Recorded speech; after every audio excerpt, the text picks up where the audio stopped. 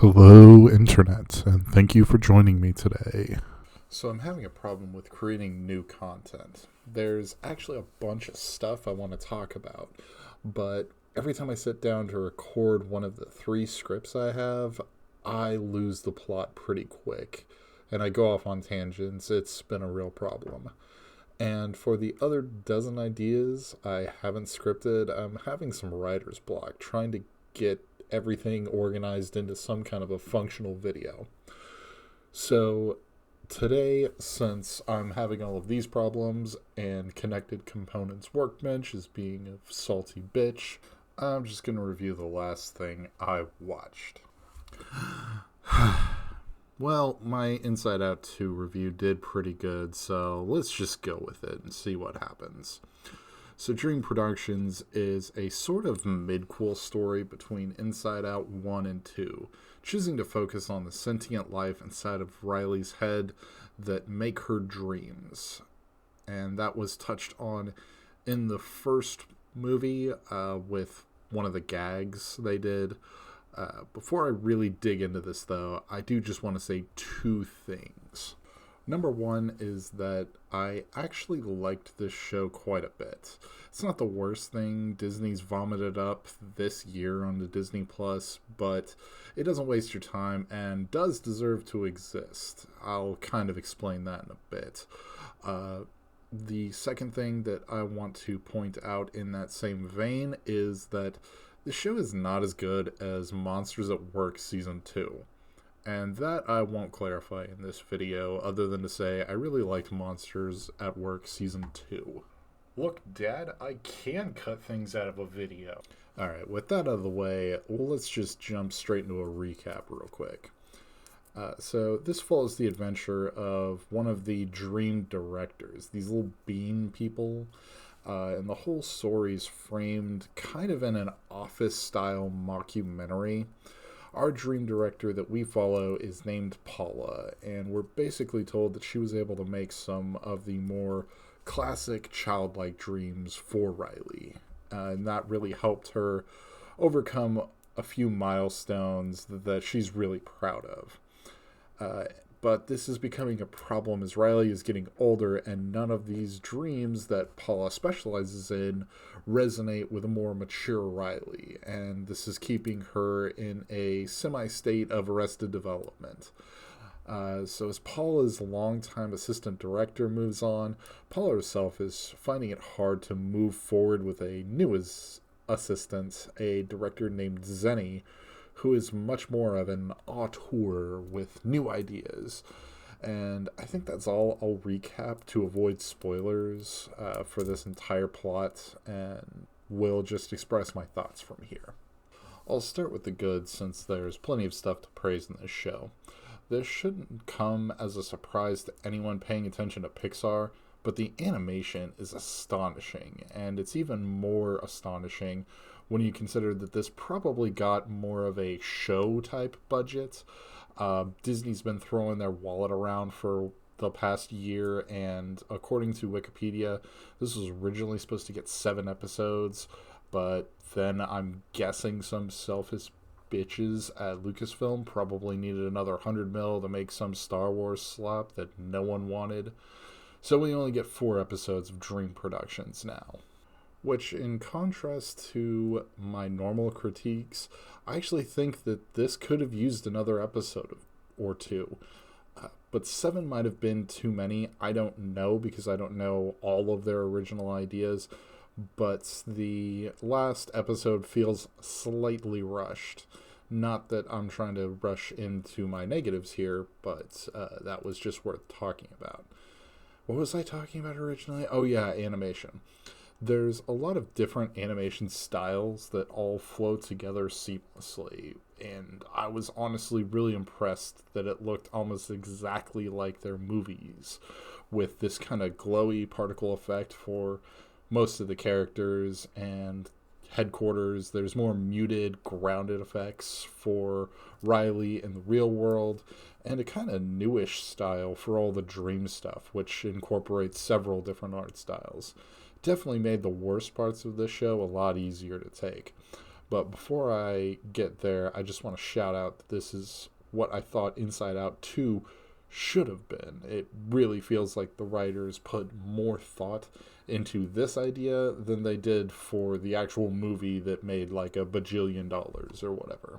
And bringing up Inside Out 2, I just think that the show's idea to put more of these characters into the show was a really smart idea. That way they're not really tied to one emotional state, since this is a more long form narrative. No one comes to a YouTube review to hear about good things, even though there's plenty of good things in this show, so let's go ahead and just dive right into the shit. And to start with the turd I personally think stinks the most, Zenny. I believe I have enjoyed all of the other roles. Richard Ayoade, Ayoade. I'm sorry for butchering this name. He is a phenomenal actor, but he plays Zenny, and Zenny is such a smug asshole the entire show, and we spend so much time with him. I thought he might be one of the most hated characters from anything I've seen this year. I think it only adds fuel to the fire when in episode 3 he pulls pretty much a complete 180 from everything he's been doing. I guess spoilers, maybe? I don't know. I'm just going to open the mic on this one. So, up until this point, he has been this super snotty auteur, indie filmmaker energy type, with everything needing an artistic angle and the quintessential lonely guy smoking in a room being a movie type of energy to him. But then all of a sudden in this third episode, he understands exactly what Riley needs, exactly when she needs to see it, and just has this full understanding of how all this complex stuff works. It really just comes out of nowhere, and this could be a problem that is a result of the slashed budget. Maybe in the original episodes there was more time devoted to him becoming not such an asshole, but as it sits, it's a really shocking and heel turny moment that I don't think fits the show all that well. The next thing that I wanted to bitch about here is the whole mockumentary framing device. The only reason you do this or found footage in any movie is to make the camera more of a POV, almost a character in and of itself, and to get certain shots that you otherwise wouldn't. It was used to great success in The Office and Parks and Rec, even though Parks and Rec kind of drops it by like season 2 in as far as I can remember. But in this show, we come in out of this perspective willy-nilly, and it seems like more of a crutch to make cheap fourth wall jokes than it is to a true framing device, which could have been really interesting. It could have been interesting to not only see the story that we did get with Pam and Zenny and all the other characters that we have, but also to get into these documentarians and why they would be making a movie inside of Riley's head about dreams that they are recording. It's honestly just really jarring. When more than once we just been watching the characters interact with each other to suddenly have them mugged to the camera, and it makes for a really weird and almost unnerving experience. Like, are you looking at me or what? Which is where I think that introducing the documentary crew would have been really kind of the better avenue to take. Make it a movie, but also include the documentarians. Almost like what the Blair Witch did with its found footage style. But I'm getting a little bit off topic, and there's just one more thing I want to say here.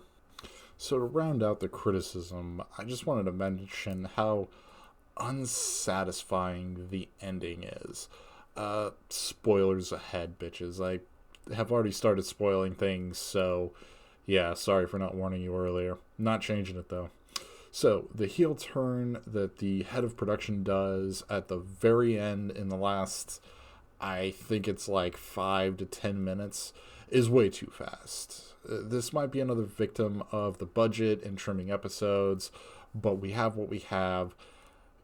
And honestly, I just don't think that that is truly it. I honestly do think that it was planned to be this way from the very beginning. What I also think was planned from the beginning is Pam taking over as head of production at the very, very end. But I really hated this because it seemed like she had only ever evolved to the point where she understands a more mature level of what can be happy and could make that kind of dream again. It didn't seem like she had evolved to the point where she was able to make all of these decisions for Riley as a whole. But what was kind of set up and they did nothing with was the character of the assistant director, Janelle, and she was set up way more for that. She has a whole sequence where she makes this amazing dream that wins all kinds of awards and makes Riley think about herself in different ways. And that's more than what Pam even did whenever they went into this weird fugue state. It's crap. What is it? All right, I'm stopping the recording to look it up. Lucid dreams. That's what I was trying to think of. I should probably go back and edit that out. I'm just kind of lazy and I'm trying to do this in one take. So we're just gonna go with it and pretend I said lucid dreams. Anyway, the lucid dream that Pam gives her is nothing compared to this dream that Janelle gives her.